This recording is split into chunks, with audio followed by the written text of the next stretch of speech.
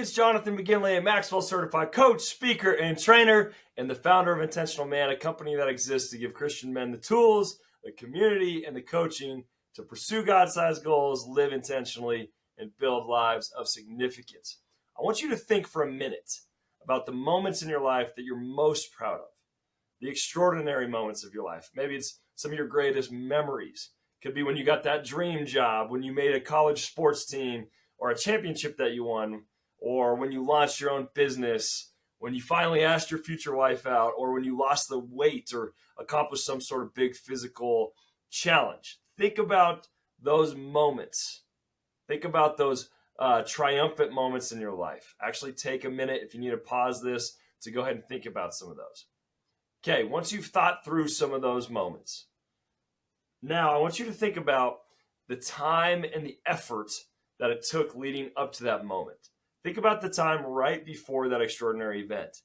My guess is that in the time leading up to that moment, you faced some big time inconveniences. You probably faced some serious struggles. You had to overcome some sort of challenge, or you had to overcome adversity. You had to put in a lot of blood, sweat, and tears before you ended up at that big triumphant moment. And typically in life, the harder the struggle and the more obstacles you've had to overcome, the sweeter the moment of triumph actually is. Really think about that. The best moments in your life, the moments you're most proud of, the moments where you felt the most alive, they usually come on the other side of challenge and inconvenience.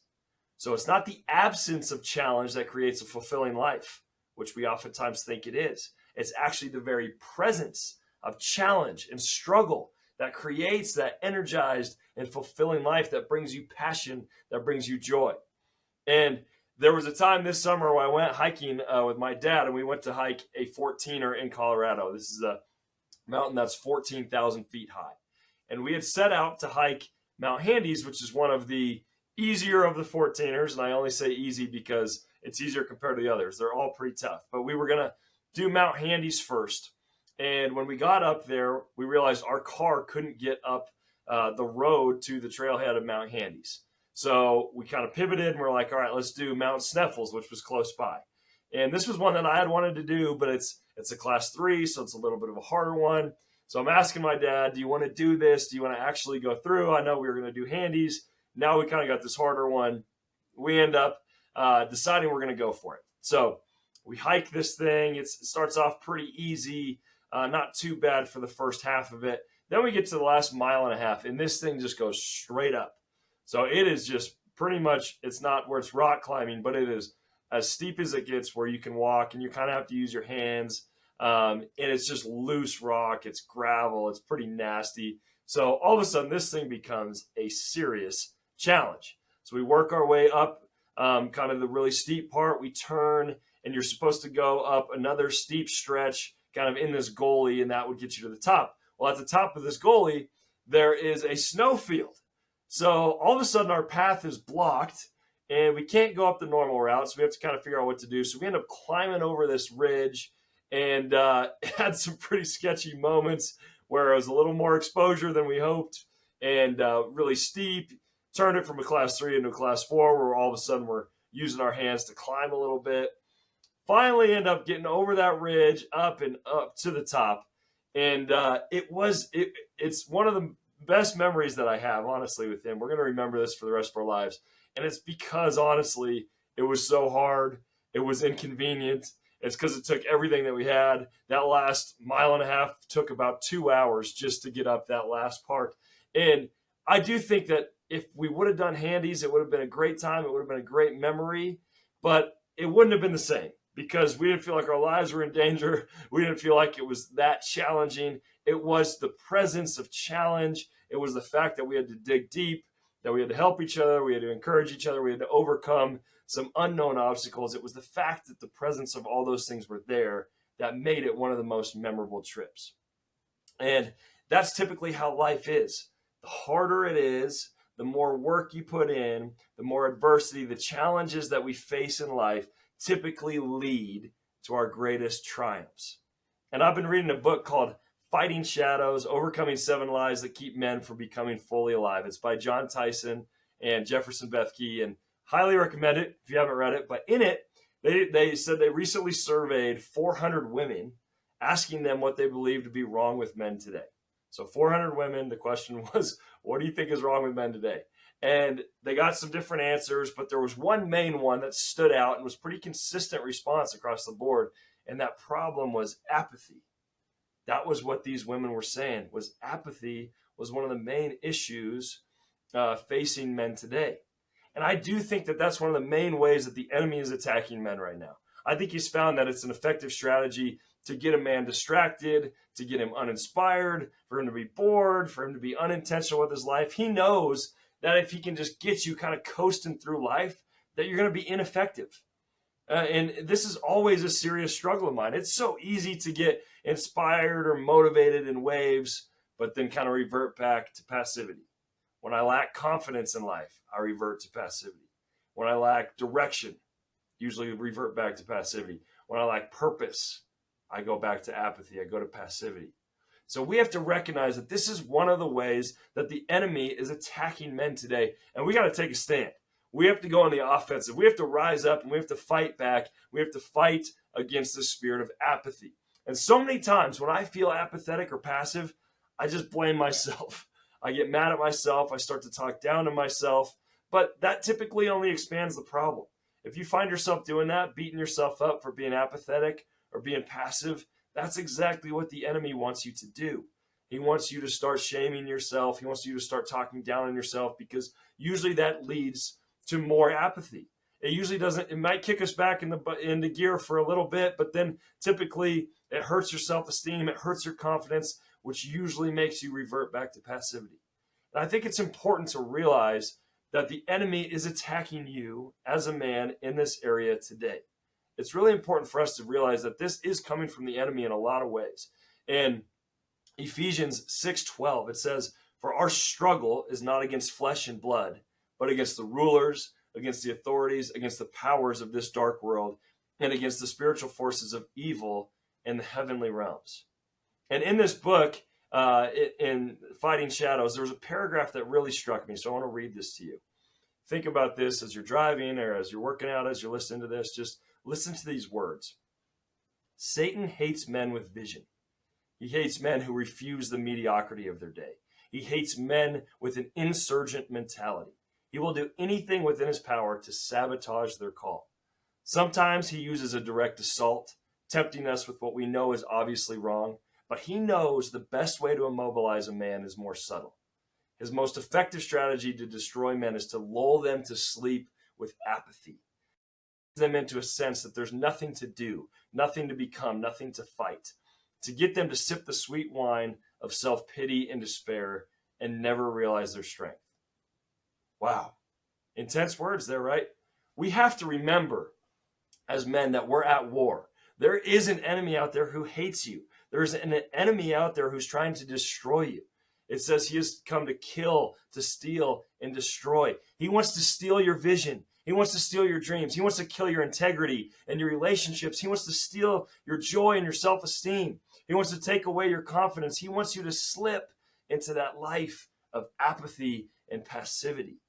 He wants you to think that you can't take on challenges. He wants you to think that you're stuck and that you can't do anything about it. He wants you to think that there isn't anything more to life than what you're experiencing now, and he wants to think that there's no place for you to thrive.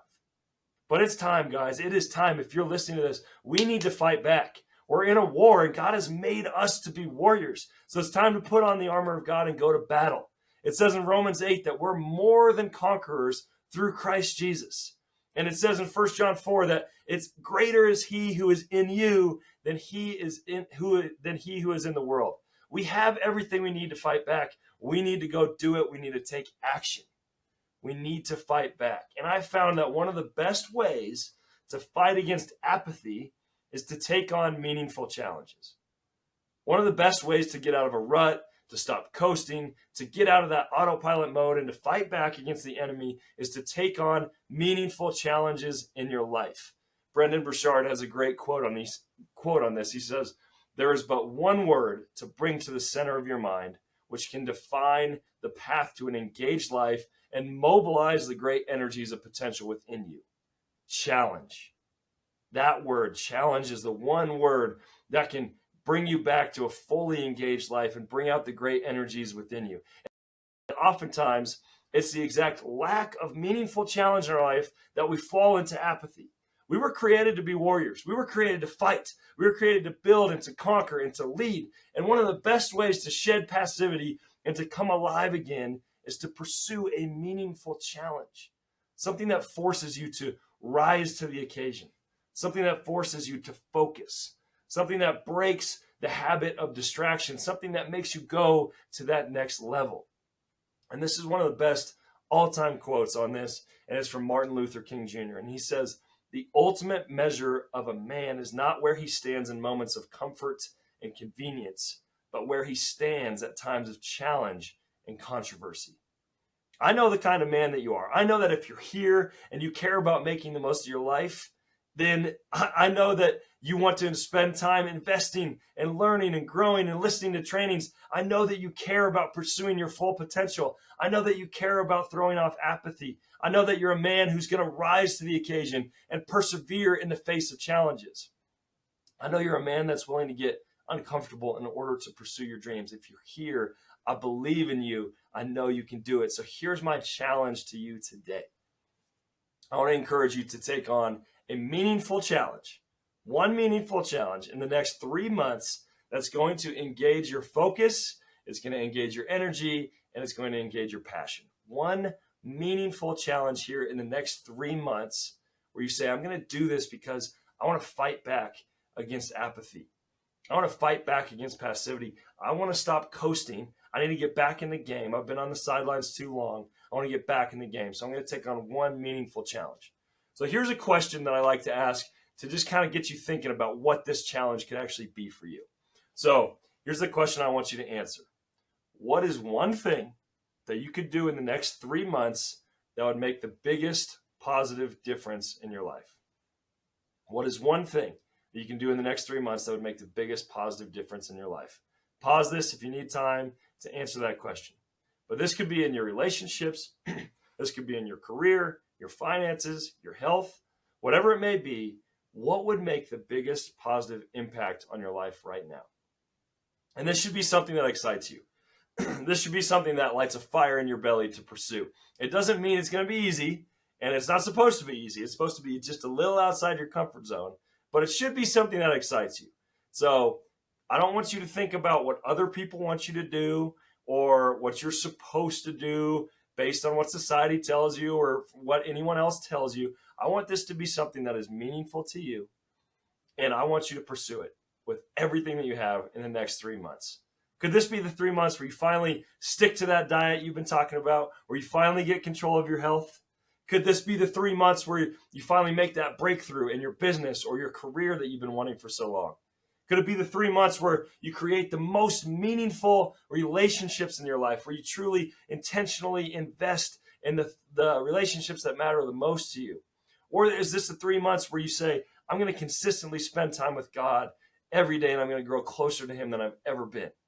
So view this challenge as a way to break you out of apathy. Whether you feel like you're doing really well in life, whether you feel like you're going through a valley, it's easy for us to slip into a spirit of apathy and passivity. So use this challenge as a way to fight back. Use it as a way to fight back against the enemy. He wants you coasting. He wants you distracted. He wants you discouraged. And he's come to steal, kill, and destroy your confidence. So one of the ways that you can really fight back is to take on a meaningful challenge that's going to engage everything that you got. It's going to engage your creativity, your energy, and your focus. So if this challenge is something you're excited about and you're serious about making it happen, then I have to encourage you. You got to recruit some other men to do it with you. You find a coach, find some mentors, find resources to help you do it. You don't have to do it alone. And in fact, the statistics say you're 60% more likely to succeed if you do it alongside someone else. 60% more likely to succeed if you do it with somebody else. So please go find someone to share this with, to do it with. Find some resources, find some tools, find coaching, mentors, whatever it is to help you do this if you're truly serious about it. And if you don't have those things in your life, the Intentional Man community could be a great place to start. So please reach out to me and I'd love to get you resourced and ready to take this challenge on. So Let's get it. I believe in you. I know you can do it. Please share this training with somebody else that's meaningful in your life, and start fighting against apathy today by taking on a challenge that's going to bring some excitement and engagement back to your life. So you got this. I believe in you. I know you can do it. I know you're a man who's going to rise to the occasion. I know that you're a man who wants to throw out passivity and chase everything that God has for you. And this is a practical way that you can do that here in the next 3 months. So thanks for being here today. Go live a life you're proud of by living intentionally.